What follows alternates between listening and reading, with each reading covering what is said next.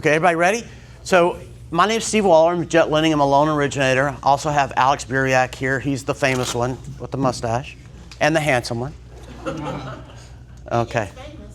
He is kind of. I was talking to somebody the other day, and I was trying to explain who Alex was. And they said, "Oh, the guy with the mustache." I said, "There you go." I saw him one time, I think, without the mustache, since I've been here. I knew him without the mustache 10 years ago. Where was that at? At Jet Lending. Okay, just checking. Just checking, boss. So I came to work, just a little bit about me. I came to work for Jet Lending. I had retired. I was a commercial banker for 35 years. I was in the auto sector with JP Morgan Chase, US Bank, sort of working on the big accounts. I retired and planted all the grass that I could and flowers and everything else. I couldn't stand it anymore. And so I decided I wanted to do something, and I tried several different things, okay? And I always from the bank, used to very, very structured type deals, and so a lot of the things didn't work out. And so I saw an ad from Jet Lending, and I went to interview with Alex back in February, and I don't know why, but they hired me. And I don't know anything about the real estate, or did not know anything about the real estate business. I thought I did because I bought several homes to live in, right? It's not the same thing, right? And so it was kind of a learning experience, and I'm certainly not there yet. I've only been there since February, but I've got really great people around me between Alex, Eddie, Johnny, Steve Skillerin. The people in the office that some of you may have dealt with on loan closings are unbelievable.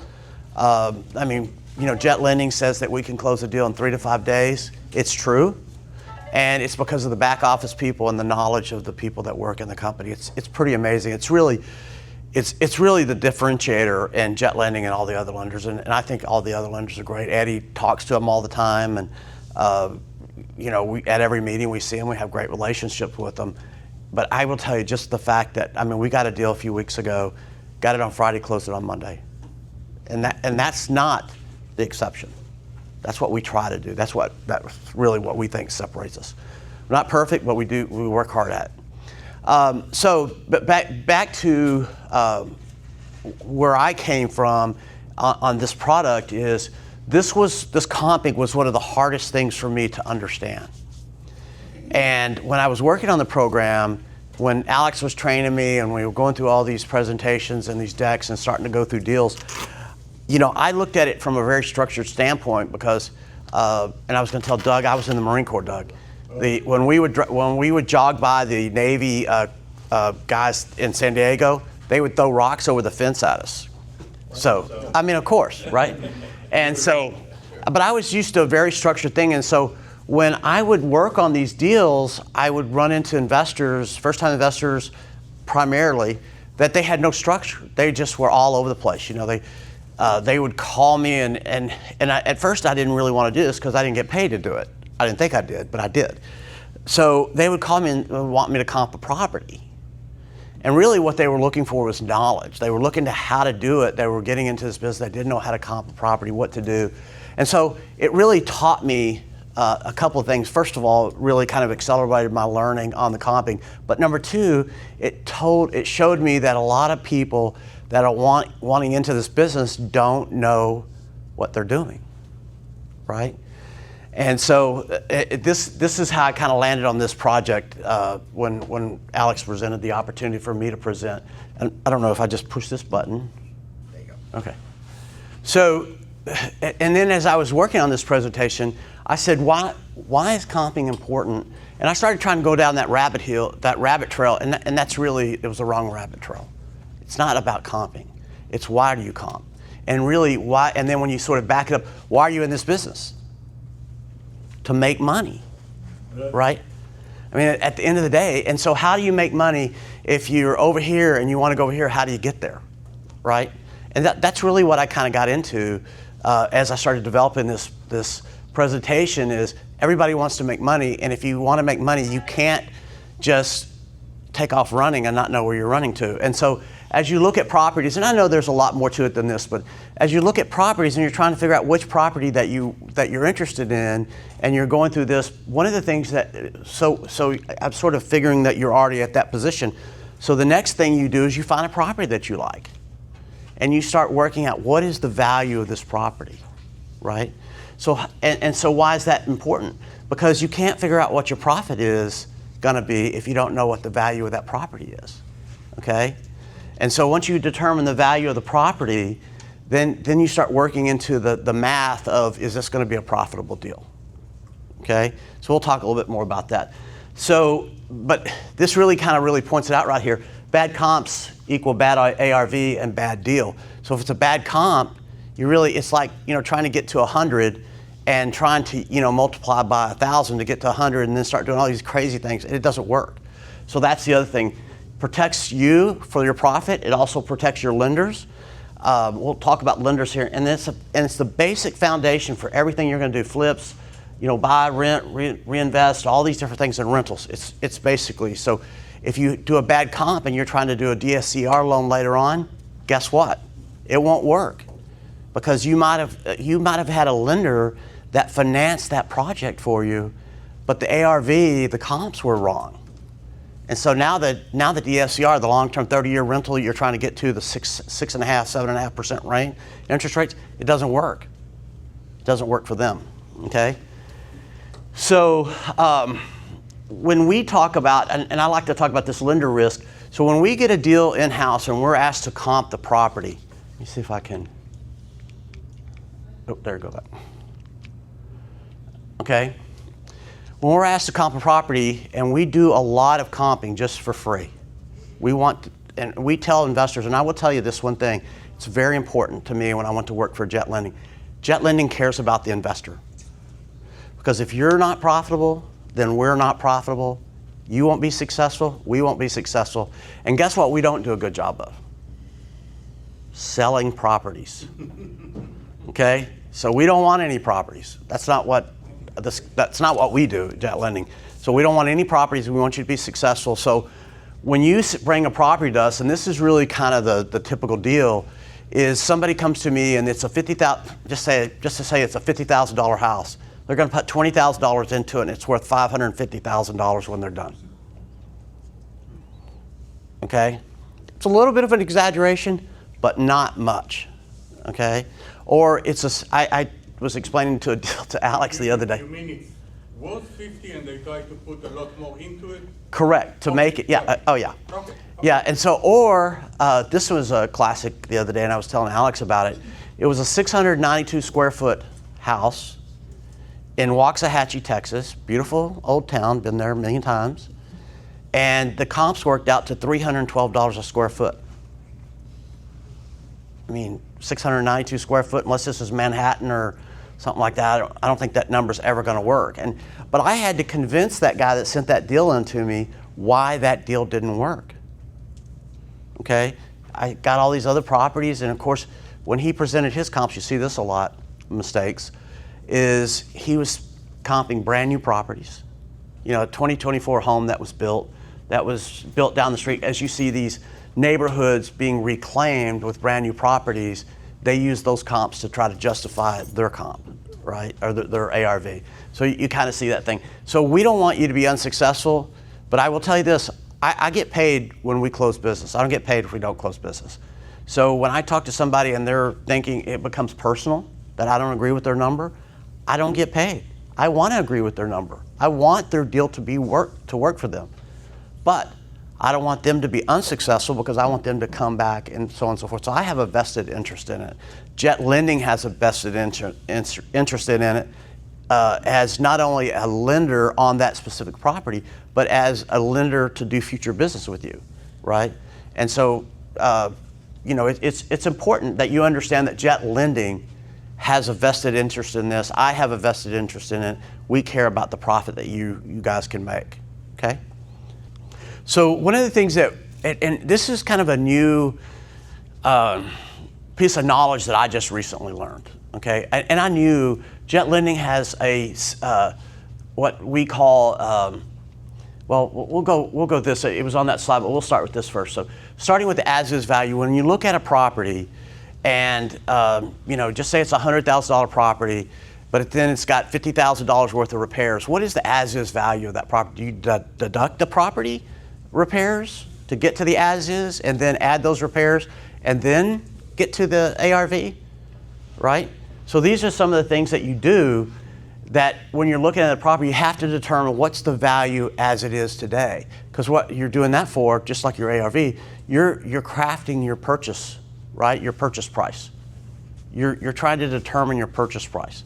So when you go to an investor or to a seller and he wants $300,000 for his house or her house, and they haven't done anything to this house in the 30 years or 20 years that they've lived there, and everybody else in the neighborhood has, and they see their houses selling for $450,000, $550,000, okay? I mean, you have to be able to sit down unemotionally with them and explain to them why the property is worth what it is today based on this condition, right? But if you don't do that, if you don't go through that exercise and understand that exercise, it's very difficult to craft an offer that a seller is going to listen to. Okay, that's why, in my opinion, that's why it's important to determine the as-is value. So, you know, to protect yourself, to explain it to the seller, so on and so forth. And then from there, you're going to the ARV, right? Then, yes, sir. I've done thousands of these, and it's the same thing. We ask them, what do you think you want to make out of the house? And once they get a number, then you're helping them understand, you're building your trust. If the deal does not work, we're going to find you another one. And then who are they going to call? Right there. Right. Perfect. And that's exactly, I mean, and by the way, this is not meant to be just Steve up here standing here talking. You guys probably have done a lot more of this than I have, so please bring up any comments, ideas, suggestions, experiences. You know, we want to hear them. So then after you've sort of got that, after you've got that as-is value, then you're going to start working on your ARV. How do you get to your ARV? How do you comp, right? How do you get to the value of that property as repaired value, right? And so you're gonna, you know, it's not a dollar for dollar deal. So if you put new countertops in there and that costs $3,000 for one bathroom, what does that do to the value of that property? Especially if it's the master bedroom or it's the kitchen, new countertops and so on and so forth. What does that do? Does that add, you know, on a per square foot value, does that add, you know, twice that amount to the value of the house or 3 times, you know? So these are the reasons that the ARV is important. So, but once you get to the ARV, you know, how do you get to the purchase price, okay? And so, let me see if this is, okay. So we'll talk about ARV. I know I'm kind of jumping around, but what is the ARV? It's after repaired value of the property. Lenders use it, appraisers use it, investors use it, and it's our driving factor for the loan amount. So one of the things, and we talked a little bit about it, if you get the ARV wrong, it's going to it's going to follow you like a lead balloon everywhere you go. You're going to continually carry that deal, that difference if it's the wrong number. A great example, and I don't know, we had some new investors here. I hope you guys, but let me tell you about a really good borrower. He kept trying property after property after property, and he would send me the comps, and he was always $30,000 out of pocket, $20,000 out of pocket, $30,000, I mean, whatever the number was. And so finally he calls me and he has this property. It was a nice property over in the Spring area somewhere, and he said, I've got to do one. Okay, who's made that mistake? Okay.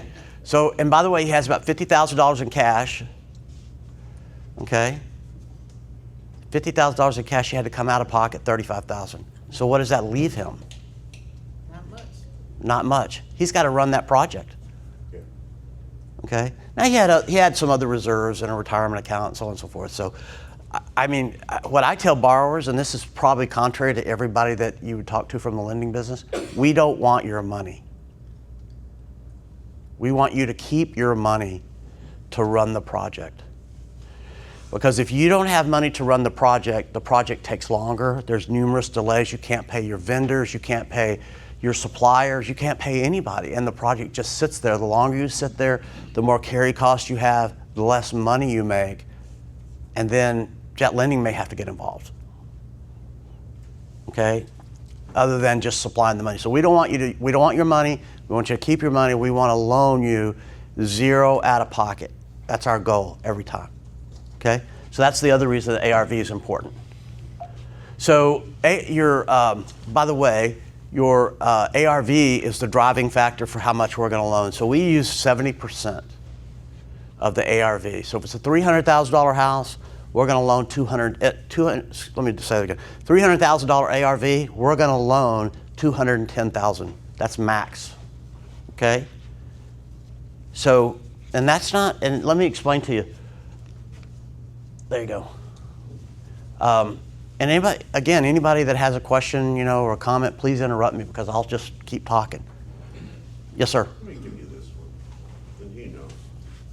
I tell all our clients, would-be clients, I don't finance anybody. Go to these people, go to that, there's gonna be a gap in there. You're gonna need to come up with that money. I need to get paid. We pay our people once a week, and I'll work with you on buying material. Other than that, you got the wrong deal. Right. And you're gonna learn, then you say, okay, now I've got it. Now off we go. Right. It's exactly the truth. I will tell you, I deal with experienced investors. Have bought a lot of properties. But one of the things I've seen with some of those is they're just making the same mistake over and over and over. And now, as you fast forward, 10 properties, they're out of money. Because, again, just that one example, $20,000, $30,000 out of pocket. And, then you flip it, or you fix it, flip it, you sell it, you thought you were gonna make $100,000, and you made 50. So now you're starting on a base of 50. And so then we get a phone call and we're saying, I need some help on this property. Okay? So that's the danger. So, but one of the things that affects ARV is market activity. So I guess you guys see a lot of the statistics of how many properties are for rent, how many properties are for sale, and the numbers are, the trends are not necessarily good. Especially if you're a new investor, okay? I think that, and I think Eddie said it before, maybe Alex too, is that every situation presents an opportunity. It's just where you're at on that timeline, okay? So if the market's soft and if you're a serious investor, guess what that presents for you? More opportunity, right? And as you know, if the market's hot, a lot of people jump into the business, think it's real easy, right? And then when the market softens, it's not so easy for the inexperienced investor. So activity, sold and active. One of the things that we look at on this, and I'll talk to you about this. I thought about presenting some pictures of the screens, and I didn't know if I could actually do that, so I didn't bring them. And plus, I didn't want to get that deep into the weeds. But what we do is we comp sales activity for the last 12 months, okay? And we look at actives. And when we're comping, we're looking in that neighborhood. So all the time we get comps, and it could be for a property a half a mile away, okay? Well, I live in the Woodlands, and so when you go into the Woodlands, and I don't know if every neighborhood's this way, the first group of houses you come to, those are high dollar houses. The more expensive houses. Then the next neighborhood is just a little less expensive. And then by the time you get to the third phase of that neighborhood in the Woodlands, it's the houses that are the least expensive. Not that they're not good houses or anything like that, but that number can be, 100, maybe 200 here, 100 here, and it could be a 200 number here. I don't know.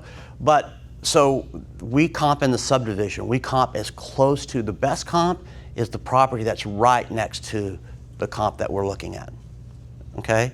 Sometimes it's hard and we'll go back a little bit further. We're always trying to stay in that neighborhood. We're looking for natural barriers. We don't want to cross any barriers. Highway, I guess a highway's not a natural barrier, but becomes one. We're not comping across a highway. The prime example is Highway 59, right? On one side, you got West 59, well, same thing in Houston, right? Or 45. You got east of 45, then you got west of 45, 59, same thing. We're not crossing any major roads. It may be a highway. It could be a major road like, Shepherd, or anything like that. We're not crossing that road. Or in the woodlands, research forest. If you're on one side of the research forest versus the other, we're just not doing it because it's not applicable. It's not the same. It's not the same property. It's not the same quality of construction. It's not the same sales activity, so on and so forth. Market timing, am I doing okay on time here? Well, I have a question to ask you guys. If you guys are, this goes for wholesalers, flippers, landlords, okay? Would you rather have a comparable next door that is 6 years old or a comparable 2 miles away that sold yesterday? 6 years old. 6 years old. Yeah. So the basis of that is in Houston and in Texas, the appreciation average anywhere from 3 to 5%. So what you would do is you take that 6-year-old comp that sold next door to your property and put the 3.5% appreciation on that X times X years. That is a much superior value than something that is not in your subdivision, across busy streets, or is not anything comparable to your property. And that is just location. Some of the things Steve will talk about, there's one, location, size, amenities, placement, elevation structure. That means, are you a siding house that is on piers and you're comping slab and brick? Different values, all right? So this is one variable in analysis that you should consider. But if you're looking purely on location, it is much more advantageous for you to pick a comp that is extremely close to your subject property and mark it up over time. Does everybody understand that? Yes, ma'am.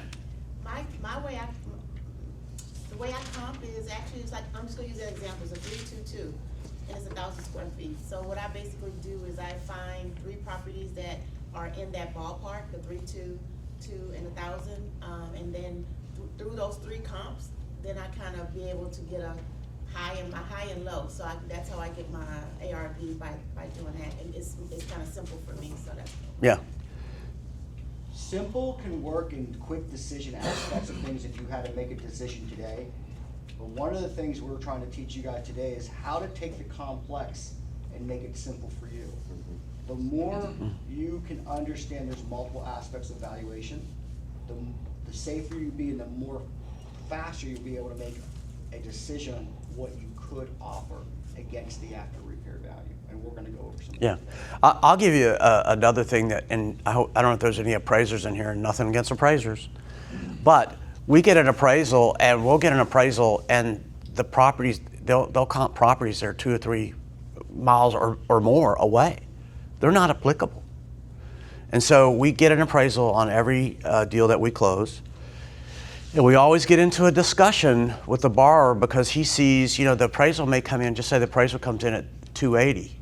Well, Eddie Gant has the final say on all of our numbers on ARV. And if he says it's 250, it's 250, right? And, and we'll walk through the appraisal, we'll go through this and we'll explain the difference. And, and I will tell you just from my short time, if you want to talk to Eddie, he will, or you want to talk to Alex or Johnny, they will get on the phone. They will explain to you why that appraised number is not applicable to that house. Like me, I might stumble around for a few minutes and finally kind of get there. They'll get there very quickly, right? I comped a property the other day and I made a mistake. So I comped the property, the borrower, I made the same mistake that the borrower did. He said it was worth $325. And so when I looked at the homes in that neighborhood, in that subdivision, and the homes that had sold in the actives, they were $325 comps. Guess what I forgot to look at? Vacant market. That and but the other thing, I forgot to look at the size of the house, the square foot. So you can take that 325 number and that may be applicable, but this was a smaller house, right? Like 400 or 500 square foot smaller. So the number actually, and I mean, I'll tell you a little bit what I told Eddie, but I comped that property at 325 and agreed with the borrower. Eddie asked me if I was smoking something. And so I finally said, man, I'm gonna go sell that son of a gun. I finally got one I can show him that I know more than he does. Oh no, no, okay. And so I got humbled very quickly. He laughed about it. But you know, it was what I hadn't done is I hadn't took it back down to the square foot. And when I got to the square foot, it was $250. Wow. 325 versus 250. 75. Difference. Yeah. I mean, it was a completely, I mean, different size property. Go ahead. But that's what I just said. You know, women know everything. Yeah. That's what I said. You do 322, whatever it is, and the square footage. That's all those are the keys to success. Is use all those three numbers to Yeah. get what you need to do. What about year build? What about placement of? I don't do new build. I'm And sorry. I don't really do new. Huh? Is that year build? Oh yeah, I have all that too. You didn't ask me that. I just gave you the highlights. I didn't want to give you all my knowledge. Because I know you guys are gonna go through it. There you go. So that's one of the, I did similar to them. I've been a banker. I was in lending myself, mortgage lending and stuff for many, many years, and dealt with a lot of appraisers and stuff like that. And working at the bank, they're very structured, and they have limits when they're looking at appraisals, like how far the comps are from your property. A lot of times the lenders will not take comps that are over half a mile. They have that as a no-no. So it's looking for similar properties to yours, to the one you're looking at. Those all come into, it's similar, square footage similar, year built similar. So using the word similar, it needs to be similar In the same and neighborhood. within the same neighborhood. Right. If you stay within the same neighborhood and similar in all those areas, you'll probably be all right. Yeah. Half a mile radius, Yep. acceptable. Well, that's not a guarantee, and that varies from lender to lender too, so whether they'll accept a mile or a half a mile or whatever way, but they generally want the same neighborhood. If there are no comps in that neighborhood, then it expands a little bit, but it has to be explained and adjustments are made by the appraiser for that. Yeah. So that can be adjust things up or down.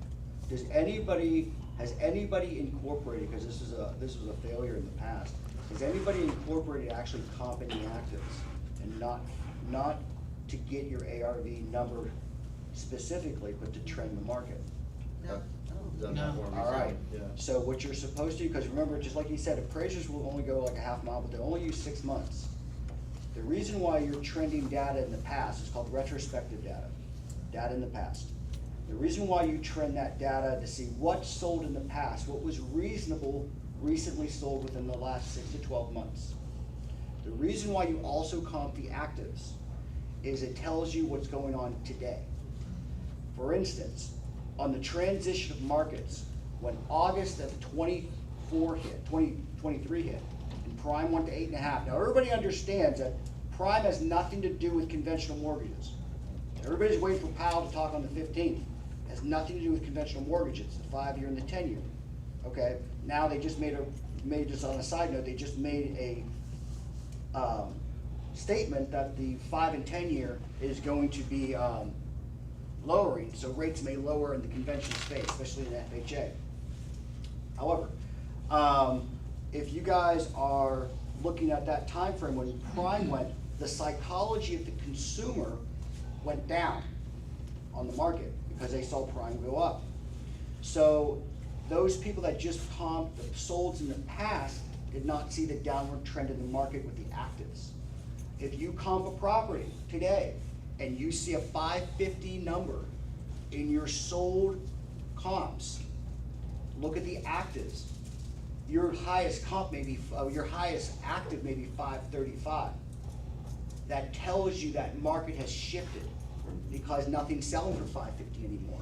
It's not that you're using that comparable to adjust price. You're using that comparable to adjust the market. So you look at your actives with the corresponding finishes that you're going to do. What are they listing for today? Because most likely that's what you're going to have to list it for when you're done renovating. So you can look at that retrospective data in the past to get a good feel of what happened, but what's currently active.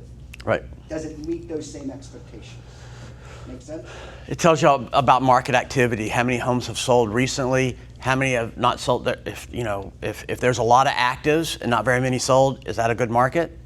No. Right. But if there's a lot of sold, not very many actives, there's a high demand.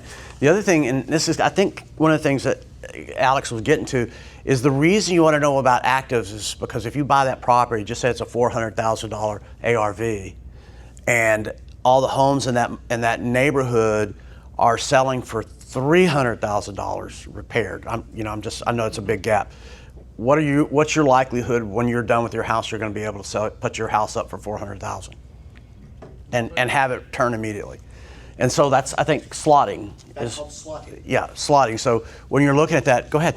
Well, I guess for me, I don't buy retail. So when I do my comps, I'm gonna go on what's the cheapest way I can buy.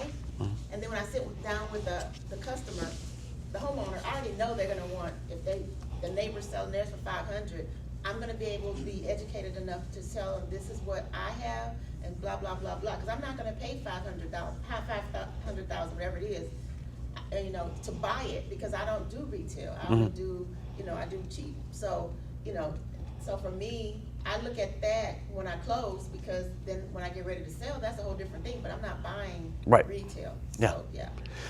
The one thing I've learned too over the last, few months, I also look at terminated, withdrawn listings, right? Because you'll see, first of all, it could be the property that you're comping. You'll look and see it's been terminated, withdrawn, because they started out at 550, it didn't sell. I've seen them where they've come up 2 or 3 times. Okay, and because I guess they don't want to show that the drop in the price, so they withdraw it, terminate it, right? And so I look down at those too, and you'll see what I always see, and you guys are a lot more experienced than me, is these people have started them at $500,000, nobody bought it, so then they terminated it or withdrew it, and then you'll see, if you see a lot of that going on, that tells you that if your ARV is 550 and all the other ARV and all the other properties are 450, 350, whatever they may be, that 550 is going to be a tough number to get. And so there's a lot of stuff. This is not an exact science, and I know you guys know that. Every deal is different. I can't apply any deal that I've done to any other deal that I've done. I know that sounds strange, but it's all different neighborhoods, different school districts. Has it flooded? I'll see properties that somebody would do a comp, and then I look at the deal and they say, has this property ever flooded? No. Well, I can look at the floodplain, or all I gotta do is, listen, I have a secret advantage. His name's Eddie Gant. I can walk in, first of all, Eddie may have bought a property right next to that property, and it's highly likely. I know it sounds crazy, but it's not. He'll tell me, what the houses that he's seen in that neighborhood. He's bought so many houses and financed so many houses. It's a secret advantage. And I will tell you, if Eddie says the ARV is 350, I'd listen to Eddie. We can all try to be smart and all this other stuff and show Eddie we're right, like I was going to show him the other day. It don't work, right? Yes, ma'am. There's no realtors in here. The realtors, that's where the problem comes in. Any realtors in here? I'm sorry.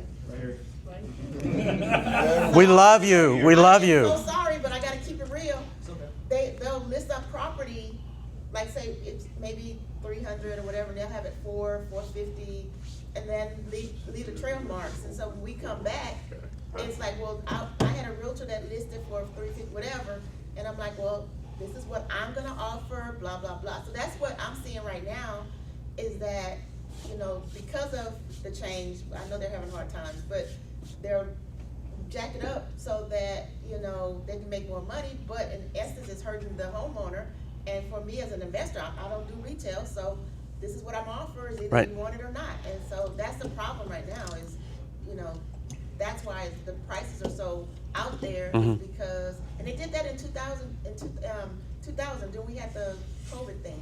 It was like that, because, so that's kind of my concern.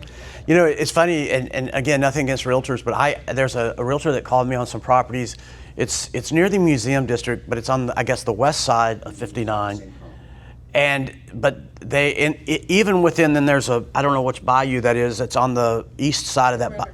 Which one? McGregor Bayou? Maybe that's what it is. Yeah.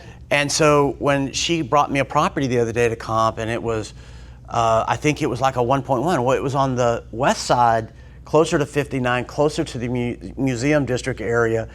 And so we got the comp, and Eddie agreed to it. And then so she brought me another property. It was on the other side of that neighborhood, which is a small neighborhood, Yes, it's the little, the right? good area, the bad area. And so, I mean, we had a running argument for like 2 days, and I finally just said, hey, we just have to agree to disagree, but I'm not going to put a $1.1 million number on that house when everything else, I mean, this house was built in 1960, and everything was a light, I don't know what you call that, light purple, not pink, but whatever that color would be.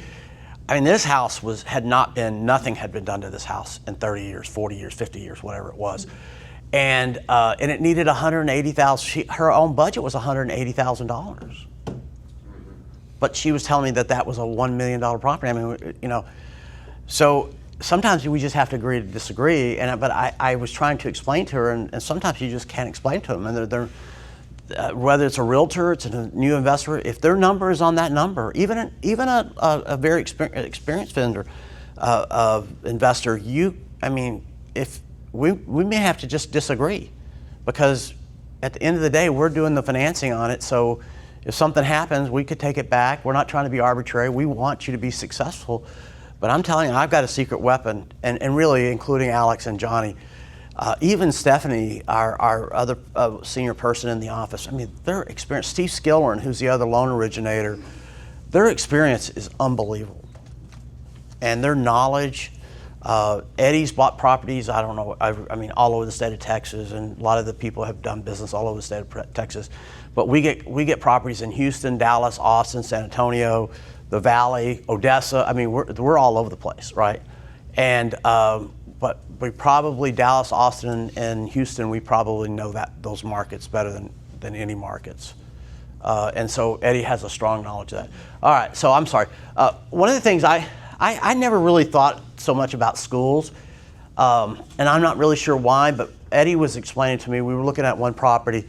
It was in Santa Fe, Texas. And I guess Santa Fe has a great school district. I did not know that. I'm not trying to be snooty, but I was up in the Woodlands, Conroe ISD, always been a great school district. And I'm like, Santa Fe? And Eddie showed me the numbers. Yes, It's a great school district, and people will buy in that school district. for the families. Yep. Okay, so what are some of the sources for helping you comp a property? MLS, HAR, Zillow, Redfin. We pay more attention to HAR, obviously, and then the MLS listings. But you go to Zillow, Redfin, or some of those different sites to get pictures of the property, to look at the neighborhood. I mean, whatever you got to do to get to some numbers that you can use. And again, I'm sure you guys all know that. Recently sold and active listings. Here's some of your tools: PropStream, and then these other ones. I mean, there's a million. I don't know who's using AI. Okay, don't tell Eddie that, by the way. So Eddie uses AI. First of all these sites use AI, right? That's the reality. So, but Eddie comps every property individually. He goes into other competing properties to see if they've been repaired and so on and so forth. But at the end of the day, he does come back and he does look and see, I wonder what the AI said. And I think that, and I agree with Eddie, AI is good if it's an apples, kind of a vanilla kind of property. But AI is not going to pick up on some of your, your school district, maybe a school district question or the Bayou question or whatever it may be. If it's a vanilla piece of property, I think it's great. I use it to sort of start. I'll put my comps in there, and my comp includes a map, all the comps that I've obtained. And of course, I eliminate properties that, if it was a 1950 house, I'm not looking at 2020 new builds. Not going to happen. And so I put them in there, and I just sort of look at the guidance that I'm getting from that. And then I go back into it and I start looking at individual properties. But I think it's a great tool. I think AVM is basically AI, right? AVM? Well, yeah, but we won't get dive into AI so much today because it's actually the user on the command and how you teach the brain how to use the analysis. If you guys are going to ChatGPT and drop it in comms, that is an absolute failure use case of AI. That is not how AI works. I am part owner of 5 AI companies. So I'll tell you that is not how you use AI. You have to dive in deep, you gotta teach it your metrics, you gotta teach it all those things first. Then you can analyze. Absolutely true. So, yeah, that's why if you're using that for analysis, or you're using that for anything in your business, and you're using ChatGPT, not only is every one of your searches can be searched in Google, it is not private. So whatever you're asking it, everybody knows. Two, In AI? in AI. Oh, okay. And two, if you're not teaching the knowledge base, you gotta think of AI as like a little baby. You taught your baby how to talk, you taught your baby how to walk, you taught your baby how to do everything, your core values. Once you teach it that, then you can ask the question. Right. Okay. Garbage in, garbage out. Let's see. Okay. We kind of talked about this already. Tips for accurate comp: stay close to the subject property, match age, square foot, room count, subdivision, crossing major roads, bayous and barriers. And then this is one of the, when you're talking about active comps that we talked about a while ago, where does your property fit into that competing properties? What is your worst placement? Like what Steve just said. What kills the investor comp the most? Does anybody know? It's a very specific placement of your property. I know that's a generalized Busy question. roads? The high end. Busy road. We will get things on Ella and TC Jester and all these things, and they will comp the subdivision. You can't do that. Okay, if you do that, you should reduce the subdivision values by at least 20%. Well, That means that if you have an ARV for simple math purposes, and you have in the subdivision value of $100,000, your busy street comp is 80. Okay, it detracts that much. You can actually have a comp that is behind the house on the busy street. This happens in Meyerland a lot on Braeswood. You think it's a $700,000 house, it's not. And especially if you look at your consumer psychology. If I have the money to buy a $900,000 house, I have a lot of resources and I have a lot of options. Your house is not gonna sell for $900,000 on Braeswood. Because what's the first thing you're gonna deal with? You can't get into your house when you come home. You can't back out of your house when you come out. You can't let the kids play out front. There's a bunch of noise. Are you gonna spend $1 million on a house like that? No. As an investor, when you're comping, you have to sometimes take off your investor hat and put your consumer hat on. Would I do this? Would I spend this? Would I want this? And if it's no, it's also no for them. Got it? Yeah, that came up on that Alabama property the other day. I have a question. Yes, sir. Is that for just flips or new construction also? New Busy construction road? also. Yep. Now, So you you have have to. range of the same? Yeah, so you have to consider on new construction, what are you building?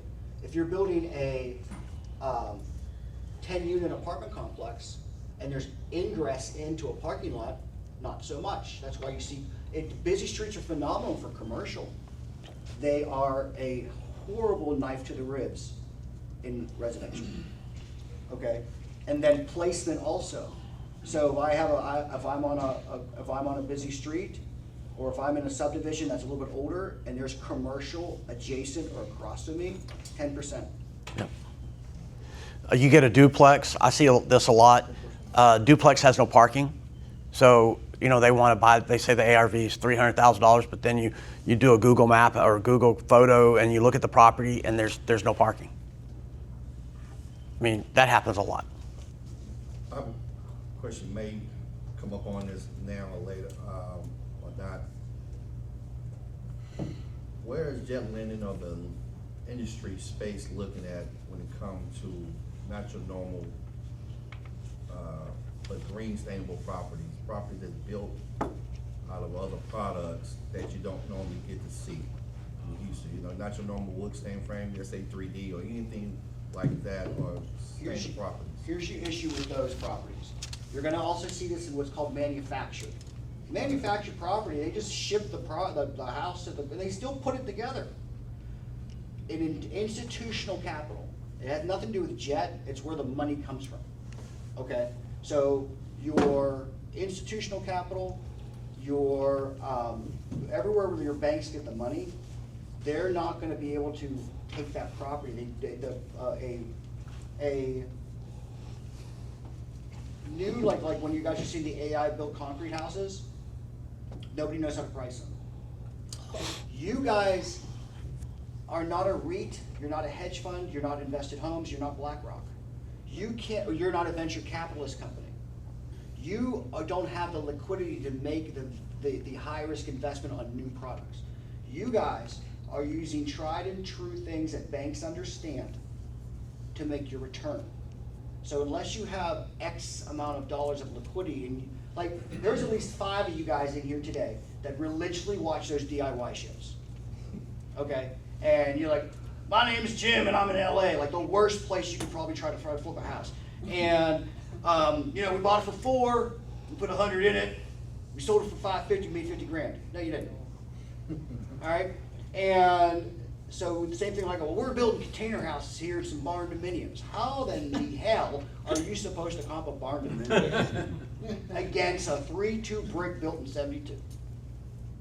So your goal, your business, you guys decided to make a business. You guys, if anybody's like, well, this is my side hustle, stop that shit right now.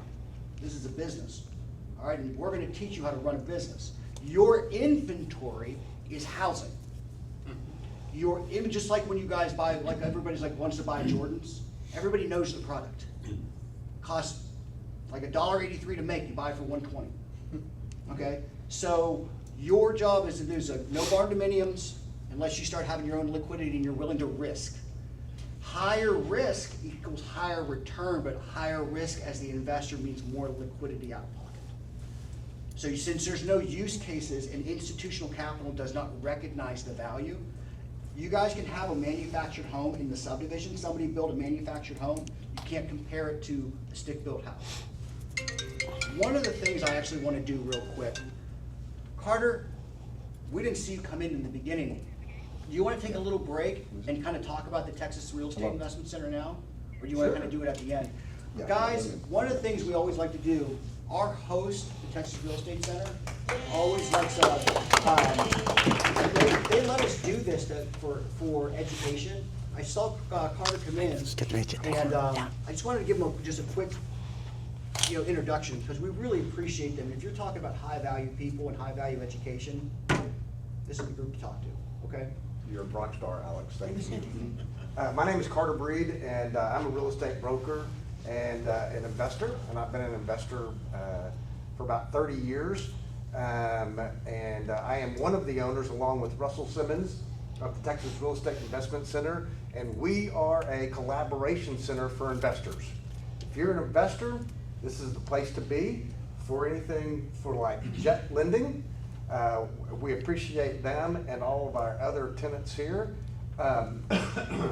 This is where we say that Russell has a great story that his office is downstairs, and we had a surveyor. He walked across and handed him an order, and then 2 days later he brought the survey back to him and handed a survey, and then handed him rent. And he said, thank you very much.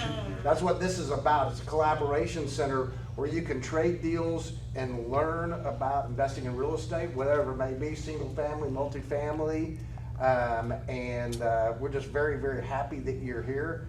We can't tell you how much we appreciate Jet. Alex and Steve, thank you for being here. Thanks for having us. And if y'all want more information, contact me or Russell. He's in office downstairs, and we're pretty easy to find. Even we have our office right Yes, there. right They there. got virtual offices and all sorts of stuff. You guys, if you guys are running a business, nothing beats having a location, making sure your website domains are tied to an office. You're a real business. You're a real institution.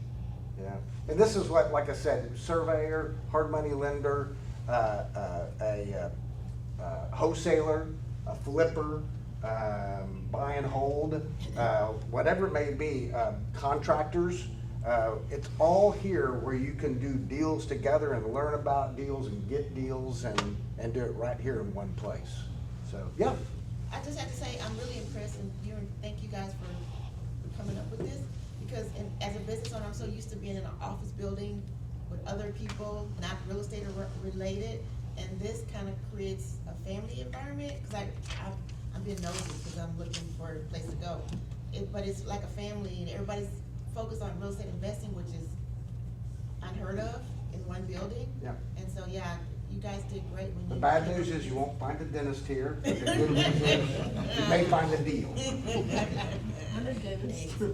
Thank you, that's all. No problem. Thanks, Cart.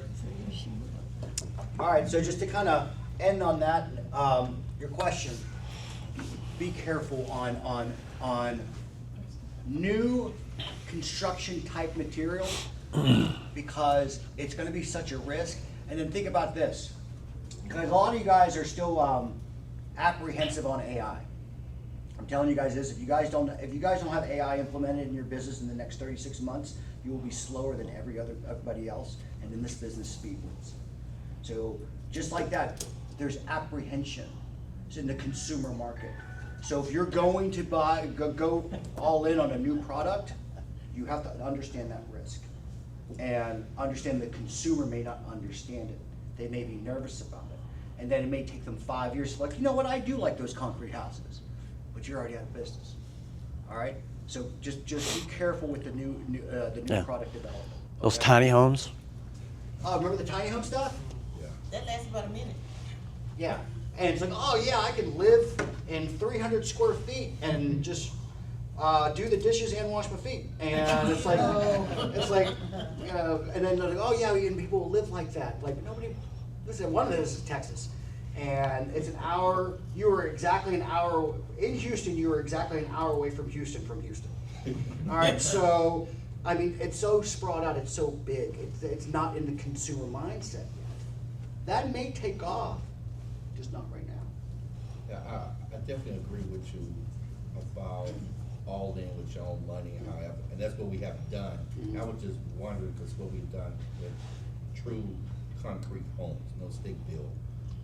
We're the only ones in Texas really doing it, and it take a lot of money into it and understanding and learning, but it took years for us to get there. I was just wondering what the, because even talking about appraisal, we had to call the Texas Appraisal Board and say, if you have anybody in Texas that knows about this product and appraise. Right. And appraise it. And they kept appraising the property at 1.9, 2 million, and ended up appraising, once the Texas Board came aboard and said, hey, I've got someone for you trained and all, it raised with 800,000. I'm just wondering what was that, because that's what we're going to spread out now. We've done 14 of them. It's, So we and know. for someone like you, you just understand the risk because let's say that appraiser is not approved with that bank and they can't use him and stuff like that. So I'm not saying you can't do it. I'm not saying your model isn't working. I'm saying you have risk in finding those guys, getting everybody to understand it. Do you have the time to teach everybody in institutional capital? How long does that take? How long does it take for your buyer? Because the buyer's gonna go to Jimmy Brown's brokerage and try to buy that house if it's residential. If it's commercial, they understand that product a bit. But if it's residential, they're gonna go to Clint Yates, they're gonna go to, Jennifer Hernandez, they're gonna go to Rocket Mortgage. They're gonna use a out-of-the-box AMC. Billy's gonna go there when he has time. And you're gonna go like, I don't know. It's worth this, and then you have to make your argument. So I like the aspect of it. I'm just making sure that you understand the time involved and the risk, the education involved and things like that. Okay? The gentleman in the back, I think you had a question. What I was just gonna say, like I've tried and done like a container home build, and it was a great product. It's a great product. But then you run into, the issue of lenders not wanting to lend on it, insurance companies wanting to overcharge for it, so then the payment shoots up and now the buyer backs out, appraisers not knowing how to appraise it against traditional homes. So it's not just even just a buyer issue, it's an entire industry issue of you being an early adopter and having to kind of sell it to everyone in the process. For me, it's not worth it. Yeah, you can do it. And that's how it all boils down to money. Okay? Because even the insurance company, those people, that is the biggest developer in the commercial residential space. Those people don't like risk. They love making money. Okay? And trying to put insurance paper on board, well, I got this container home. It's far superior. They don't want to understand it. Their managing directors don't care. They don't care if it's a superior product or not. They want to make X% return, and this is making X% return for the last 50 years. Yeah, and I can tell you, just on the DSCR side, none of the DSCR lenders that I know will do a manufactured home or a mobile home. So you got to think the long-term applications for this property, you know, maybe not just you, but maybe somebody else that, you know, is renting the property a couple of years from now, and you want to, you know, cash out of that deal on a DSCR loan, it's next to impossible. Did you have I just anything? want to go back to the AI, because that's my challenge. The problem is, how do we use AI in real estate investing? Because that's the only thing I would be interested in. Is there a product for AI in real Yes, there estate? is. What about this? I may do an actual AI class next month, Yes. because there is so much involved in it, and I've helped construct a lot of it, and I've helped, and I've used it quite a bit. I've built 5 softwares off of it, 2 for mergers and acquisitions and 3 for lending. And You gonna do something so we can buy it from you? possibly. But one of the things, like, you guys have ever looked at my content, if you go to Instagram or Facebook, all my content's educational. Because the reason why we do the Jet Deal Lab, just as a side note, guys, so I don't waste a lot of your time, there are so many people out there trying to sell you their wares. I'm not interested in that. I'm interested in you guys getting educated, so you guys can improve your revenue, improve your bottom line, because if you can use us, you'll need the money to do so. And nobody was teaching anybody anything. So go to Steve's, like today, go to Steve's Instagram and Facebook and LinkedIn accounts. Subscribe to him, like him, watch the content. I post 3 educational videos a day. I post 3 or 5 full-length YouTube videos like a day. Today I just made one for just commercial acquisitions and lending, just so you guys know how to do it. That's why we even do this. So for the AI one, I'll do one so you guys understand how to use it. Yes, there are ones that are phenomenal for real estate. But the thing is, no AI today is out of the box. Understand that now. You have to learn how to command it. You still have to review it, because it's not truly intelligence. It is building a data, it's a computer. It's still a data set. Does that data set have that answer? Did you put the answer in the data set? So we'll go over that, because it can get very confusing very quickly, and I'll simplify it down to how you command it. It's really important to note at the bottom of your, when you're doing something on AI, it says, please proofread. I'm like, AI, and I got to proofread it? It just tells you how still raw it is. Oh, yeah. Yeah. But it's gonna change. This, where we're at with AI today, then we'll get back to ARV. Who was around in '93? Does anybody remember the national news story that said the internet was a fad because it was data sets between universities? Yeah. That this is gonna fall off? Now you guys can't live without it. Does anybody else remember getting a free 90-minute CD from AOL, and then somebody picked up the phone? That's where we're at today with AI. That's the infancy stage.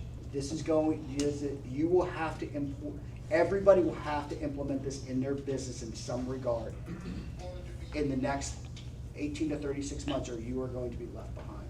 Our company is actually making robot employees. Huh? Yes. Well, that makes sense, because they're even trying to do robots in the medical field, and that's unheard of. If you guys ever know anything about me, I was a doctor before I did this. That's gonna change medicine, law, accounting, everything. The only thing it's not gonna touch, for right now, if you're an electrician, if you're a plumber, if you're a welder, underwater welder, all those guys, those people that like learn how to do a trade, you're pretty good for a while. I've actually went through complete legal documents in under 40 seconds and redlined them. So, Steve, you're missing. Yep. So, let's get back into some values, because I want to really want to make sure you guys understand how a lender looks at value. Because if you can comp and buy like a lender, because you guys are structuring debt for your acquisitions, you will be far more successful in your acquisitions, in your negotiations. Okay? So we kind of talked about all these, so I won't spend any time here. So we already talked about these. Case study example, this is just a minor deal. So a property is 123 Main Street, ARV is 300. We'll loan, Jet Lending will loan 70% of that, so we'd loan 210,000. Your repairs are 40. Closing cost estimate, these are all estimates, are 10. So our max purchase price that we think that you should make is $160,000. Okay? So ARV times 70% to get to your max loan, less repairs, less closing costs, gets to your purchase price. So what happens if there's a negative number when you're done? Don't do the deal. Don't do the deal. Or just understand, right? Just understand that on that ratio, because, and I think we kind of talked about this. I really never understood this until recently.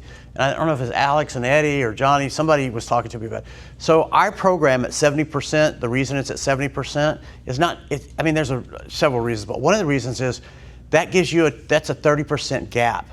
That's your profit opportunity, okay? Now you've got selling costs, carry costs, any kind of those other costs, that's gonna come out of that 30%. So really the focus is sort of, I think, a 15%. It's an average about a 15% return on investment if you buy it at 70% minus repairs. It's really, the true number is about a 13.8% return on investment, but round it up to 15. 65% minus repairs is usually your $0 out-of-pocket deals, and that's about a 20% return. Right. When that was explained to me, it's like the light bulb went on. I'm like, why don't we loan 100%? Why don't we loan?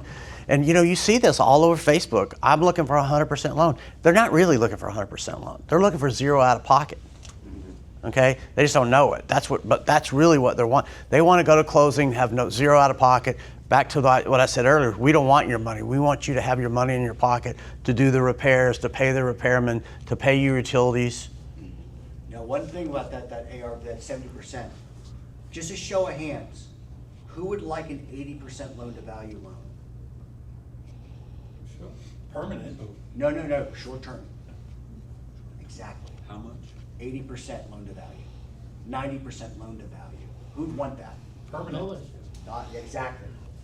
Short term, the more loan to value you take, the less you make. Right. So do not get bamboozled by a lender that is offering you 75 or 80% loan to value, okay? Because if you are buying it and know you need more money to make it work, you've just lost money, Right. okay? So if you structure your debt, and I have a whole video on this on on Instagram and stuff like that about structuring debt, the less money you take, the more money you make, okay? So if you have to have it at a higher, like, well, I need 75 loan to value to make it work. You just bought it wrong. And what is the only variable that you can control in investment real estate? The buying. Purchase price. Purchase. You can't control how much it's gonna cost to fix it. You can't control how, the market dictates how much you can sell for it. The only thing that you can control is purchase price. Your profit is made at the buy, not the sell. So if you need more money to make it work, my friend, you have just cost your business money. Right. Back to the guy I was telling you the other day that came out of pocket just to get a deal done, $29,000. Just to get a deal done. I've got a guy that we talked to yesterday that Alex helped me with yesterday, and I think he was $29,000 out of pocket. But we walked him through it. Would you come out of pocket $29,000 to make $65,000? Net. Net. Yes, sir. When we get with the would-be client, we give them current construction prices, okay? Which is, right, I don't know where they get them, we walk them through, we go to the house. One thing most important, we say we don't want any change orders. So be decisive as to what's going in, because once there's a change order, the relationship goes to hell in a handbasket. Now, the contractor is the enemy. That's not really what the contractor wants to do. Go ahead. Question at hand, are the investors now looking to score every dollar out of the house? Is that the issue that most investors run into? House may quote have 100,000, they trying to maximize the 100,000 rather than say, hey, my return, I can make 50,000 and still make a great return. Minus fees, anything might want to get, are they trying to maximize Well, out the house? so the short answer is yes, because any business is trying to maximize the return.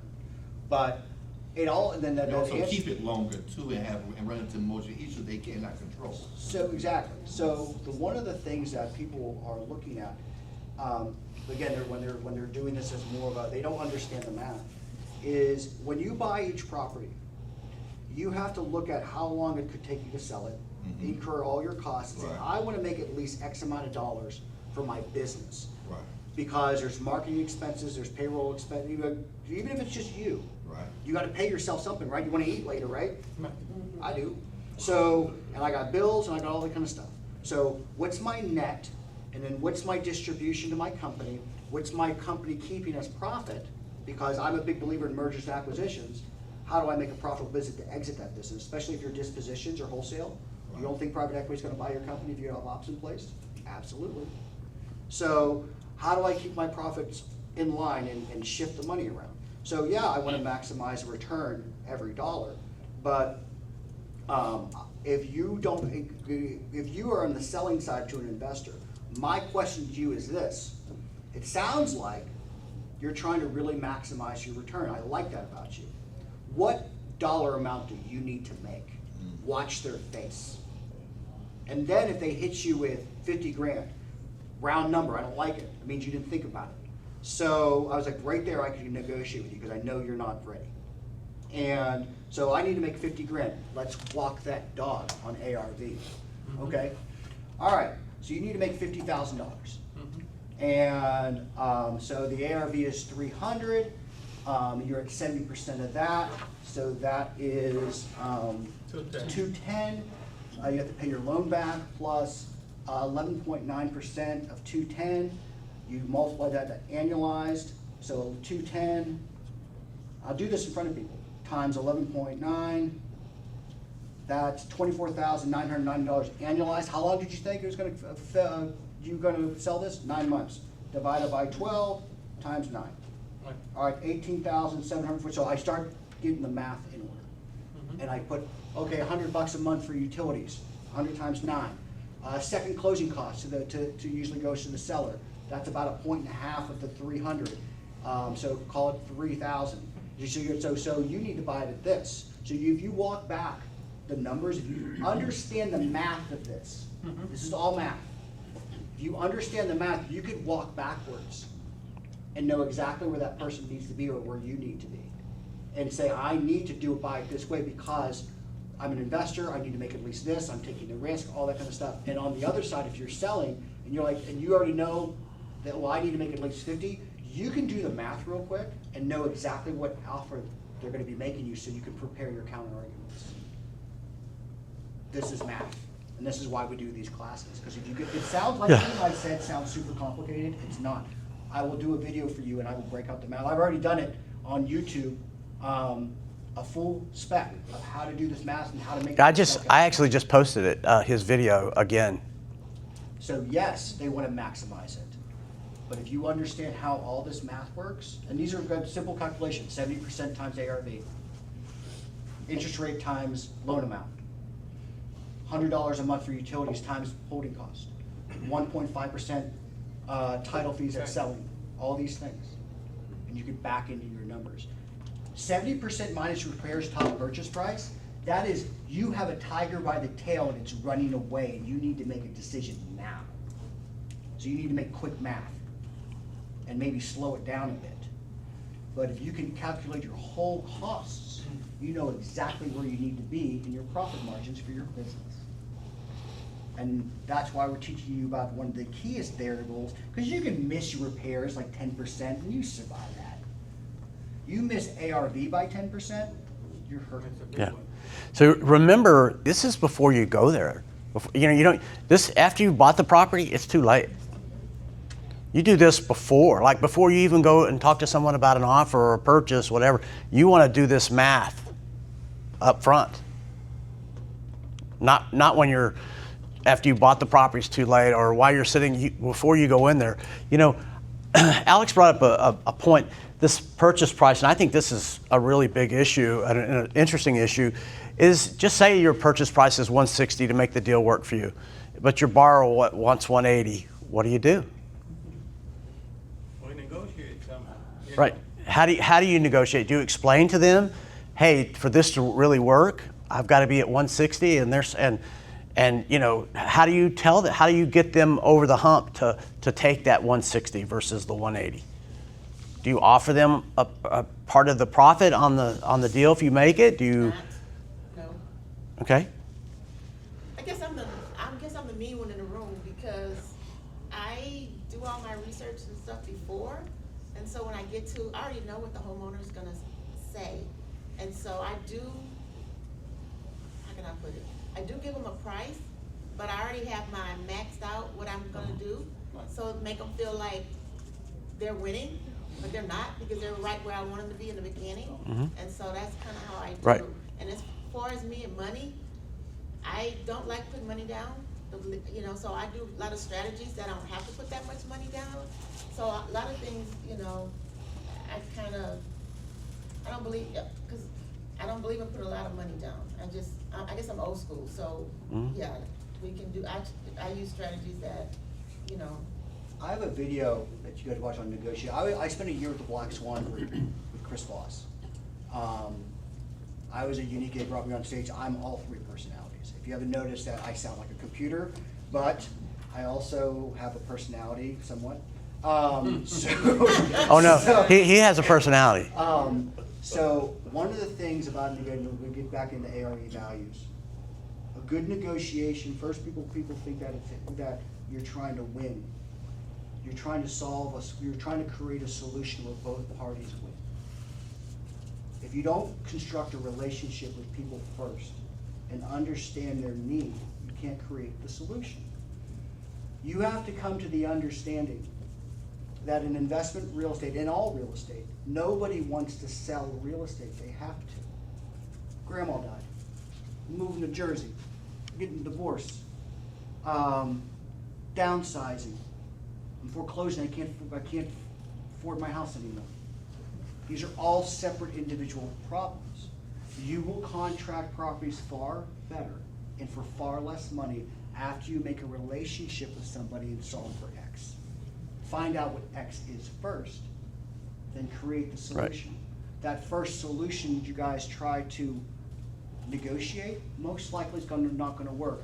As soon as you hear the word no, you are in business, because no means there's a problem. And what do? We solve the problem. All right? Find out why there's a no. Can you solve for that problem? If you can't, you walk to your next deal. You'd be surprised that statistically, after your first hard no, it's 60 to 90 days till you contract that property. Yep. And it statistically takes 10 to 12 pushes in either direction for that person to make a decision. So whoever follows up best wins, okay? And whoever created the relationship wins. The reason why I've closed so many loans with Jet Lending, because I have a vested interest in your success. And you believe it too, because I genuinely want you guys to negotiate with me and create a business connection. If you close loans with us, I make a lot of money. If I close your loan, so should you. Win-win, okay? This is math and relationships, using the math to solve for X. But the X problem today is a personal problem. Can I solve that problem for you? And if you look at things that way, I'm telling you, you will make more money if you are genuinely interested in helping people. Because people notice. Like, well, I got an offer of 180, but I'm going with you at 142 because I liked you. And you took an interest in grandma's death. Yep. Okay? Yep. Got it? Yeah, we had a borrower not long ago that up in the Woodlands, and she bought a property because she was going to do a raffle on the property to benefit a women's shelter. She bought that property. Yeah, she bought that property. I mean, just unbelievable purchase. It was just because, huh? Hashtag woman power. Mm-hmm. So, but the key thing here is to do this up front. You know, one of the things I will tell you, you can put this in AI and you can load your expenses as a percent. You can do all that, and you could just look at the deals and just say calculate this one, and you could just do that over and over and over based on the ARVs and all this other stuff after you've arrived at the ARV. So, continue on. Mistake? Question? Yes. So how do you upfront estimate the repairs? Before you go to the property? I mean, do you have pictures, do you ask them? And so I just did a video on that. Guys, please look at my stuff. Right. All right, so On this one, that's in contact Steve. Steve's what's your, yours? just go to, look up Alex Buriak. You can see me from space online. Yeah, it's YouTube everywhere. So, huh? How you say your last name? Buriak. Thank you. First thing you guys do for you guys starting out your season, I want you to call 1, 2, 3 different GCs. Okay? I want you to tell them that you're an investor. I don't give a shit how many deals you've done. You are an investor, and you are doing volume. I need to find a turnkey GC. I'd like to select you. We're going to interview each other like we're hiring for an employee, because you are. What is your price per square foot on paint? What is your price per square foot on laminate, tile, wood? What's your price per square foot on roofing? All these things. Nobody cares about national averages on pricing. What does it cost you? So find 1, 2, or 3 vendors that you're going to use. Find out what their cost structure is and their plus. Because if you use a turnkey GC, it is materials, labor, and margin. What is it going to cost you for your project if you use this person? From those data set numbers, now you can calculate repairs. Okay? If you're going to do the work yourself, you better be pretty damn handy. 1, 2, you better be able to understand the psychology of dealing with subs, because that's an art. And if you're going to do that, then you go to Home Depot and you build your builder price card, and you get everything. And guess what you guys do? You get the whole inventory list and you drag it over to AI, and you get your cost margins against your subs and put that over to AI. And then you look at your pictures online and say, you don't even have to, let's say, because a lot of you guys are just getting emails, and I got to make it move fast. If I got pictures of the outside, inside, that's all I need. And I know I have to do the full exterior, the full interior. Got it. All right. I look at the When you say full, you mean paint? What do you mean? No, full? full. So hardware, paint, flooring. If you Okay. guys see an HVAC, a window unit, know that you're doing HVAC Right. today. Okay, you got to put it in. If you're on year 29 of the roof, you're putting a new roof on. Load bearing angles 30, 45, 60, and 90. Most likely in a house it's 90. If you have a load bearing angle and there's a crack against the angle, there's enough suspicion that there could be foundation issues. So you have to project for that before, if you haven't been to the house yet. So you have all these data sets, and you say, I need to do, this is a 1,426 square foot house. I need to do foundation, full interior and exterior paint, Whirlpool appliances, so that package is $6,000. All these things, all these data sets that you have. Put the square footage in, interior and exterior, get your price. Okay? If you guys aren't utilizing the opportunity of finding tradesmen or GCs and finding their cost structure, it doesn't do you any benefit to give you your repair estimates if you're not using your true cost. That's how I would do it. That's how I've instructed to do it. And it helped all of my. One of the things that's really telling is when we send out a quote, we ask for pictures on the property, your repair budget. You would be surprised how many people don't have those. There's no pictures of the property yet. There's no repair budget, but then they think their ARV is $1 million. Okay? Thank you. Thank You're you. welcome. Mistakes to avoid, using active listings only. We kind of talked about all this already. Okay, so why this really matters, comps drive accuracy. ARV sets the finish line. Profit is what matters. Everyone depends on it. We kind of talked about this as sort of a summary. But again, this is something that you do before, not during and after. Okay? ARV, okay, just final checklist. ARV based on real comps, accuracy, repairs accuracy, just what Alex just talked about, accurately estimated. Make sure the number fits into the 70% rule. Exit strategy aligns with the deal. So we see this a lot. We see a fix and flip profit's minimal, does that mean he shouldn't do it? Maybe it's a rental, right? Could be.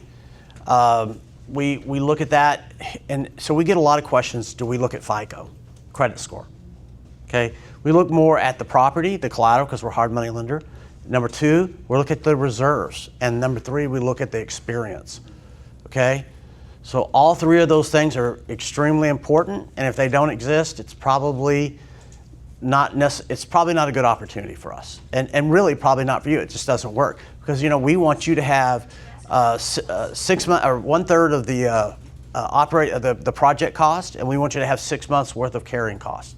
Okay, if you don't have those two things, how are you going to pay for the project? How are you going to keep the lights on, pay the subs until you do your first construction draw? Can't do it. Okay.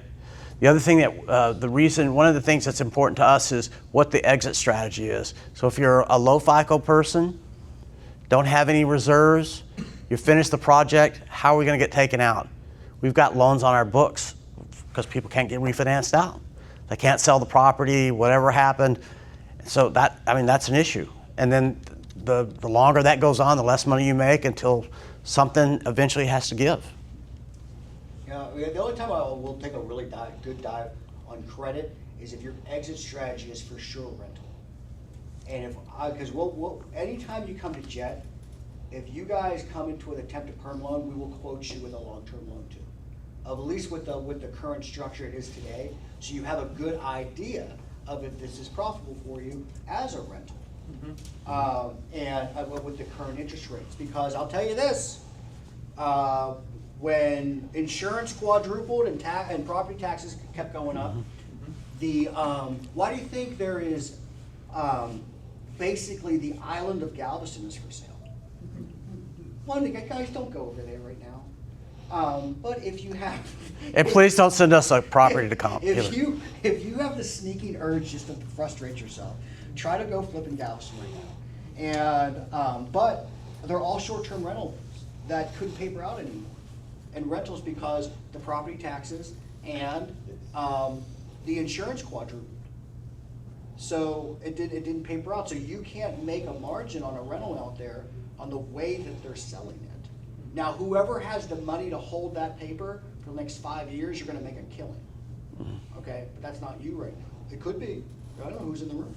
But another side note on Galveston, for ARV values, if you do not have parking, deduct 10% minimum.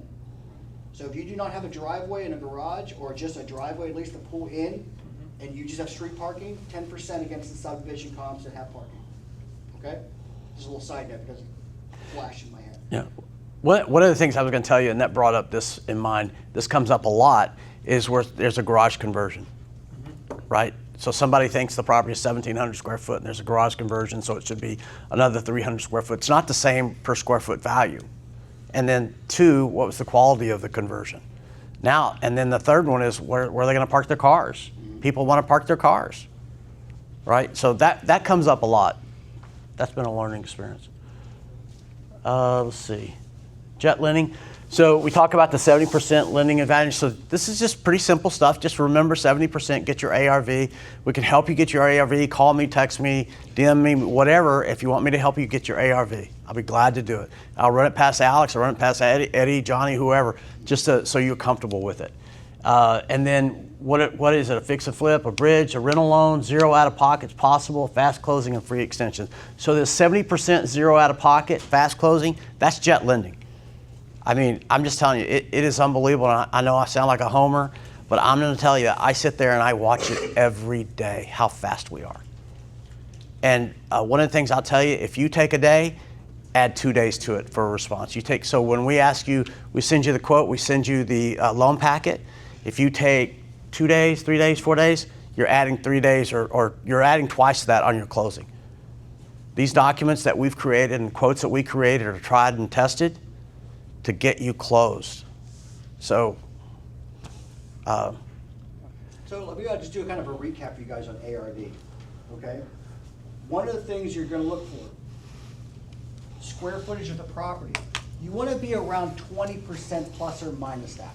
With 1,000 square foot property, you're looking at about 800 to 1,200 square feet is your comparable range. If you have to use them, like you'll get an outlier and some old subdivision, and everything is anywhere from 2,200 square feet to 2,800 square foot. And your house, for some reason, is 4,600 square feet. You cannot use price per square foot. You have to most likely get the value of the average of square footage and deduct that 20%. So you'll multiply it by 4,460, then deduct it 20%. Because it's a size spike. Don't use spikes. Right. You have to deduct on spikes. Year built. My personal opinion for you guys, if it's built from 2000 and below, you're okay. Because everything has to be done anyway. All right? What do you mean everything has to be done? Most likely, think of a house that was built in the 60s, 70s, 80s, Oh, okay, and 90s. okay. Each decade has their own unique look. Got it. Remember, if everybody lived in Texas in the 90s, everything was that gold brass everywhere and cherry wood. And 80s was brick and weird carpets. 70s, everybody was too high on something. And then, like, so it was like, so all those houses kind of look the same. It matters not to me because most likely I got to redo the whole house anyway. Okay? Yeah. So you can compare those values. Anything above that, you're looking at a 10-year difference. It was built in 2005, 10 years plus or minus. Okay? 2010, 2000 to 220. Okay? You get a little nervous at the 220 mark. Okay? Because it's getting a little bit towards the newer build. All right? So you look at square footage, 20% plus or minus. You look at year built. Put the address in Google and take a drive in the subdivision. Is that house comparable in its elevation, which is a fancy word for saying the exterior look? Does that property look the same like every other house? Anybody ever go to Sagemont? Every house is basically the same house. Yeah. Okay, so you look at that, does everything compare? Or is it different? Is it extremely different? You know, did somebody have an architectural neatness and now there's like this weird A-frame and stuff like that? Does it compare to everything else? If it's unique doesn't sell to your 80% bell curve, okay? You have to deduct it on days or increase days on market, okay? Like Steve said, garage conversions. Are your comparables that you're using also have garage conversions? Mm-hmm. If they do not, the most you can put price per square foot on a conversion or add-on that doesn't, and the conversion or add-on does not look like it's uniform with the structure, 70%. So if the price per square foot on the original structure is 100, the add-on or conversions at max $70. Okay?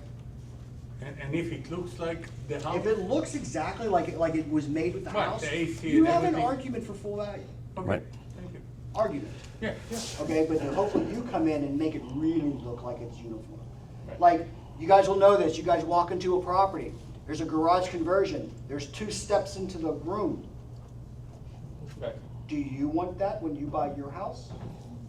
Is that equate the same value? No. 2 steps when you buy. Like, you know, you ever open up a garage, there's like a step or Step 2 down? the garage? Yeah. That kind of stuff, okay? What else? Deterrence.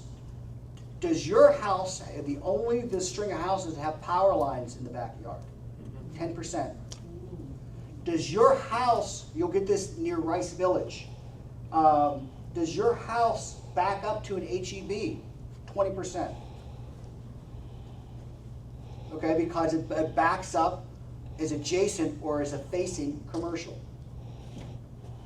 Nobody wants to live in Rice Village and have an HEB behind them, but I'll live there for $100,000 less. So I comped a property over the other day in the Heights, and I mean, it was a beautiful property. And the homeowner was trying to, I think they wanted like 500. The investor was trying to buy it for 340. And so the homeowner couldn't understand why he wanted to pay 340 because the house was done. Well, and actually Eddie is the one that showed this to me. It backed up to 610. So all the houses that backed up to 610, they were just sitting. All the ones across the street, they were moving. If you have a sound wall, you'll see on 288, there's a sound wall. You guys want that in your backyard? Yeah, Does the sound wall really stop the sound? No. somewhat. Somewhat. Yeah, somewhat. Yeah, no. But it's like for that price point. Right. Yellows. What if, what's the deduction for the neighbor having crazy dogs and just holes all over the fence? That's just icing on the cake. That's just fun. That's No, fine? no. I mean, the only time you're gonna get that's gonna be subjected to the buyer. Yeah. And that's not going to. It's like you walk into your yard and they start barking right away. Right, That's gonna be deterrent on sales, but not the value of the structure, because Okay. those people could move, Yeah. right. you know? Sure. So I'd be more concerned about the sales aspect of that instead of the value. Yeah, and then there. Now, on relationship to that, does the house next door basically a junkyard? Exactly, yeah, Yeah. Okay, and a real junkyard. yeah. That happened to us in Waco. And the place next door could be considered a junkyard. Yeah, And that, nobody deducted it. hoarders. So it's important when you go to Google Maps, do that thing where you can kind of spin around, see what's there, See the street. street view, right? Yes, ma'am? Do you suggest we invest or not in opportunity zones? The opportunity zones are gonna be better. You can definitely do them, but they're gonna be a great opportunity if you're developing. But sure. What is opportunity zone? An opportunity zone is think of it to make it sound simple, it's like a government, approved area for development and restructure, where they may offer grants for, and that's again, basically for more development. Lower taxes, a whole bunch of different things. Okay, Yes, ma'am? Low-income housing. yeah. What Yep. would be the deduction on a house that backs up to a landfill? 20% minimum. Yeah. And It stinks. here's the issue with that. This happened in California. They actually developed a subdivision on a landfill, and then everybody started getting sick. So, so that is going to not only be a deterrent, but you are gonna get a sales issue because it's probably gonna be well known. Well, it's a crime too, the water's gonna get contaminated and stuff. Or a house that had mold at one point in time. Oh. It stays with the house forever. Now, does anybody understand the M word, mold? You have to be careful with that word. Yeah. Does anybody know how you determine mold? Because if you can't, it's mildew. Mold test. Mold test, what is a mold test? Does everybody know? There is mold in this area right now. You take a machine and you measure the parts per density in the air out, and then measure the parts per density outside and measure them. And if they're at a certain percentage interior increased from the outside, you are being confirmed for mold parts per density. Outside of that, even if you see the blackness on the walls, that is mildew until biologically confirmed otherwise. Okay? If somebody says this house has mold, and then also, another helpful hint for legal cases, make sure, even if you're buying from wholesalers, you get a seller's disclosure. Why? Just for that question right there. You renovate a property, you've done everything.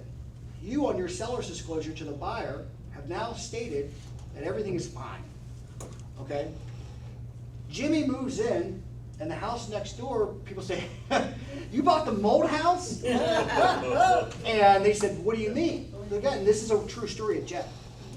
And the person says, goes to their seller's disclosure, mold history, none. We get sued. Oh, wow. Okay? The purchasing seller's disclosure also says none. So they said, well, attorney, sorry, case dismissed, kind of thing. We're not going after you. They went after the other person. There was multiple mold claims and has been biologically confirmed. They sued the previous owner of that house for non-disclosure. Yep. Forced them to buy it back. Right, and the only reason why that we didn't get sued, and let me break the suspense for you folks, it's not if, it's when you're gonna get sued in business. Just know that now. People sue you for, you don't have to have a reason, okay, to sue somebody, okay? Most of them aren't, but you still have to fight it, okay? So, getting that little piece of paper, if we would have not had that, we could have been liable. What piece of paper did you? Seller's disclosure. Seller's disclosure, yeah. So if you're buying from a wholesaler, say, I'd like the seller's disclosure, please, and they're gonna say, I don't have one. Say, can you, I'm an investor, I appreciate you as a wholesaler because you bring me deals. Just go to the seller and have them make a seller's disclosure. Yeah, And send it I over. don't have that. Okay? And because they probably just didn't know. But little side hint, seller's disclosure. What else? Make sure the wholesaler has liability insurance What's up? to back you up. Yeah. Little things that you think that increase value but really don't. Being on the golf course. That is a decrease in days on market and not so much an increase in value. It's a small increase, but it's not that much of an increase to be noticeable. If you want to be very specific in your area, try to comp houses that are also on the golf course to see if there is a true adjustment in that particular area. Yes? Did you say that it was also a 20% deduction for backing up the power lines? 10%. 10, Yeah. 10? Not backing up, but the power lines are crossing the yard. They're in your yard. They're in your backyard, and then, nobody else and is. then what did you say the percentage was if you back up to commercial? 20. Huh? 20. 20, okay, I had that backwards. Okay. Thank you. What about pools now? I mean, Pools you are know, gonna, pools pool are, before and after COVID. pools are a wash, okay, and let me tell you why. Subjectively, and as opposed to your buyer, if I'm a buyer that has small kids, it may deter me to buy that pool. If I'm a buyer that is single or have older kids, it may make me want to buy that because we can do a bunch of cool stuff outside. Average pool today, minimum that you're gonna spend probably is about 70 grand to put in a pool today. Yeah. You are not gonna get that 70 grand. That 70 grand is like going to Vegas, it's for fun. Okay? I don't care if you came back with a winning lottery ticket, congratulations, champ, but that pool is built for your enjoyment. You may get a $10,000 bump, maybe. Your real win is if you get a bunch of people that want a pool, it decreases your holding costs and increases your, decreases your days on market. Maybe a $10,000 bump. Okay, but if you guys are buying properties with pools, is the water green? Okay, know that you're gonna probably have to service that, so you're gonna get a pool repair person out there to look at the equipment. Is it green because they were just lazy, or is there something wrong? Just like with well and septic, you're gonna get a well and septic repair person out there, not an inspector, a well and septic repair person out there that says, if I had to do maintenance and service on this, how much would it cost me? Pool repair person, if I had to do maintenance and repair or replacement, how much would it cost me, and do I have to? Yeah, mine has frogs in it, so I know how to do it. Your pool's different now. Yeah, I had to redo the whole thing. Yeah. What can we expect on, maintenance costs for pools while we're holding it? I would probably just hire somebody that comes out once a week, depending on what time of season it is. If you're in the summer season, you're gonna get a lot of evaporation, so that pool has to be filled up at least once a week. And then when you fill it up, you have to do the chlorine and scrub and stuff like that. So in the summer months, you're probably gonna end up spending most likely from $100 to $200 a month. In the winter months, probably half that. Terrific. And those are costs incurred that you have to pay your business back on. Do you have a question in the back? About $100, $200 a month, depending on what services they're doing. Yeah. You gotta keep it chlorinated, you gotta keep it blue, you So, gotta. so when you say a pool is a wash, what do you mean by that? It does not directly affect value. Doesn't, And okay, it may give you a $10,000 bump, maybe. okay, got it. But on your days on market, it's subjected to the buyer. Like, I have a 3-year-old son. I'm really nervous about it because he's in swim class now. I'm really nervous about him jumping in the pool on his own because he's nuts. So, I mean, so that would maybe deter me. If I have a flash forward 10 years from now, and one of my kids are gone, 2 are still left in, and then we all, Daddy, let's go in the pool. We had a pool before I moved. I'm more agreeable to that. Okay, so, but it's not that I'm not gonna, but then you get into the psychology of the buyer. Thank you. Okay. But he's also talking about no wash, meaning like when you get in the pool, like you get washed. You just wash up. That's how I do it. I'm In busy. the back? What consideration would you give to a corner lot that has a bigger backyard, or a cul-de-sac, a house that has a Is that corner lot, is it a major road? No, just like in a neighborhood, there's In some subdivision. houses that are corner lots, and then some are in the cul-de-sac, some are just. Look at, so when you guys deal with that, look at the average square footage of the lot and all your comparables. If the square footage is like double, like it's a double lot, then you can add the square footage of the land value to your property. So what I would do is if you're really concerned about value and size, and you want to be specific, pull land comps as well. Figure out what land costs in there, and if, let's say you're like, Alex, you want to be really fast about it, but not as accurate, you can look at the land value on the tax roll, and then do the square footage divided by the, who knows how many square foot in an acre? 43,560. Okay, so you did that and divide it, find the square foot. Right. Okay, and then like the price per square foot, and then you multiply it by your land size. The additional land size, because the normal land size is already adjusted in that price. If you wanted to do it that way, if you're comparing against properties that do not have similar land sizes or not within 20% plus or minus of the land size, it goes with structure and land size as well. So, for instance, if you had lots that were 10,000 square foot and yours is 12, leave it alone. Okay? If you had a lot size for 10,000 square foot and yours is 24, you were half an acre. All right, let's see what that's worth. Make sense? Yeah. Yes, ma'am. Alex, could you spell your last name again slowly? B as in boy, U-R-I-A-K. So, as we're finishing up, there's some, we left some information on your desk on our programs and so on and so forth. And then there's also the super investor meeting that is once a month that Eddie and Johnny and Alex lead. If you haven't been, you got to go. It's great. It's about 300 people of just serious investors. There's new investors there too, but I mean, it's really a great event to go to. And it's usually what, on the is it 17th? It's November. It's September 17th this month at the Total Wealth Building down on like I-10 and Katy. It's a big it's a building at the university. If you guys go to jetlending.com and go to resources, right, there's one that says events. You can go there. But I only have spots for 300 people. It's not like the old events where I could fit 1,200 people in there. So RSVP, one side of the building is education, special just topics. One side of the building is networking and food and vendors. So you get both. I'm telling you, even like today, you guys came on a beautiful Friday to hear two guys talk about real estate. If you don't leave this room with everybody's contact information, I'm telling you, someone's in this room has something that you want. Yep. Same with my event on the third Wednesday. You should be meeting as many people. This is a who you know business. You need to become the gatekeeper of people and information in this business.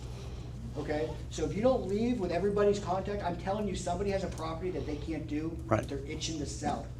They don't know that you exist. Yeah. Also at the back of the room, there's flyers on properties, foreclosure properties that Jet has. I mean, there's really no other way to just foreclosure properties that are for sale. We do special financing on those properties. Kevin is in charge of our construction group over in the blue shirt. Kevin, you want to raise your hand? Kevin has a property over in Beaumont that's for sale. Kevin, you want to talk to him about it, or? Sure. It's basically a new construction house and a very nice subdivision on a half acre. It's not finished.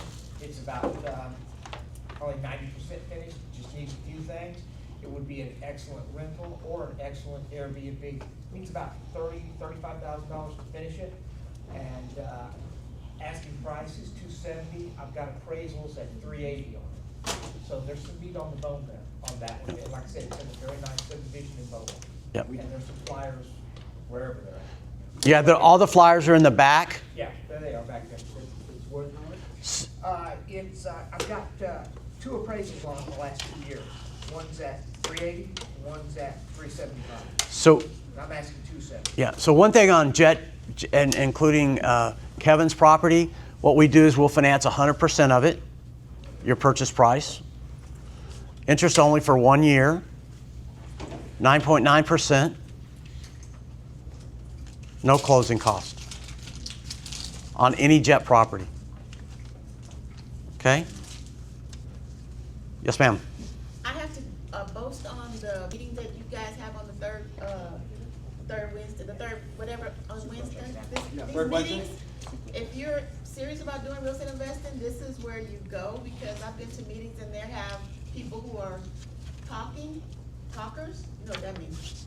But this meeting, you have actually real estate investors who are doing stuff, so they have an excellent meeting. So I would go, if anybody's serious about doing being a real estate investor, especially right now, Yep. then this is a good, they always have a good event. One thing I was going to also tell you right now, we've introduced 3 programs: free appraisals, if you close with us on qualifying buyers or investors. We have a Jet 90 that it's 2 points, 9.9% for the first 90 days. Then it goes to 11.9%. These are for people that can turn the project really fast versus the 11.9 or higher that is our traditional program, and 3 points. So we're doing a lot of that. And then we have a deferred payments program. So basically, if you have room in that 70%, like just say you're at 60%, then you can defer payments. It'll just use part of that, the remaining portion of that. You want to talk about the deferred? Yeah, so I mean, a lot of times you can't do cash outs on purchases. So what we devise is if there was enough equity in the property, we'll actually cover your payments with the spread. Yeah. Okay? And usually you're not able to do that, and we figured out, yeah, you can. Yeah. Okay. One of the things I want to make an ask of you guys, did you guys learn a lot today? Yes. Did you guys like this? Yes. Okay. We're gonna, the first Friday of every month, we come here and do this. And you can see, really, we didn't talk much about doing business with Jet, it's education. Can you guys do me a favor? Can you let people know that there's people out there that want to educate them for free? That if we end up doing business together, fantastic. If we don't, I still appreciate you. Okay? Go online today on your sites. Tell people what you found today. Help us help more people. Tag us in it, take a picture, tell them what you've learned. Help me find people that I can educate and make successful. So if you wouldn't mind, social media today, follow us, like our stuff, subscribe to our stuff, because it's all education. And more importantly, tell the community what you found today. See if I can help more people and get people more profitable, if you wouldn't mind. I appreciate you guys today. Steve Waller did a fantastic job. Thank you. Can I ask you, I'm a favor asking apparently. Steve, can you write your cell phone number on there? Yep. Text him. You got it right here. I know. Yeah. But I'm gonna make you do something. The card, I want you to text him. He's going to text you everything that you guys went today and how to work with him. We're gonna make it super easy that if you may not have something right now, but all of a sudden in your phone, you're gonna have his information, and you can say, oh yeah, that's Steve guy. I got his text. Alex, make him to write your cell phone number as well. Well, maybe, but, all right, so mine is 832-584-0986.